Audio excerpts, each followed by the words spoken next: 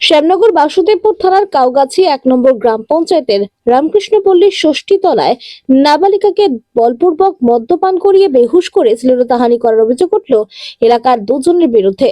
অভিযোগ, গত ৫ই ফেব্রুয়ারি রাতে গণেশ মালিক বিরিয়ানি খাওয়ানোর নাম করে ডাকে নাবালিকার বাড়ির পাশে নির্জন মাঠে।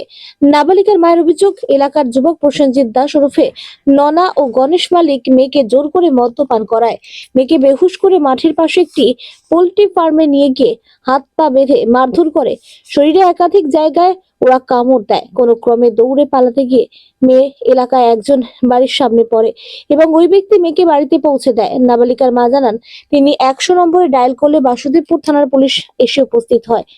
ঘটনার দিন রাতে অভিযোগের ভিত্তিতে পুলিশ ননা এবং গণেশকে গ্রেপ্তার করে, কিন্তু পরদিন ওরা আদালত থেকে জামিন পেয়ে যায়। তার অভিযোগ, শাসক দলের মদতে ননার বারবারন্ত চরমে। দুটো খুনের ঘটনায় অভিযুক্ত এই ননা। তার দাবি, ননার ভয়ে এলাকার কেউ তাদের পাশে দাঁড়াচ্ছে না। ঘটনা নিয়ে পঞ্চায়েত প্রধান সমীর চক্রবর্তী বলেন, এলাকা থেকে জানতে পেরেছি মেয়েটি ওই দুটি ছেলের সঙ্গে বসে মদ খেয়েছে, কিন্তু মেয়েটির পরিবারের অভিযোগের ভিত্তিতে পুলিশ দুজনকে গ্রেপ্তার করেছিল এবং তার আদালত থেকে জামিন পেয়েছে। প্রশাসনকে বলেছি বিষয়টি খতিয়ে দেখে যথাযথ ব্যবস্থা নিতে। তার দাবি, তিনি ননাকে চেনেন না, তবে যে ঘটনা ঘটেছে তা ইচ্ছা কিংবা অনিচ্ছা কিনা তা বলতে পারবেন না।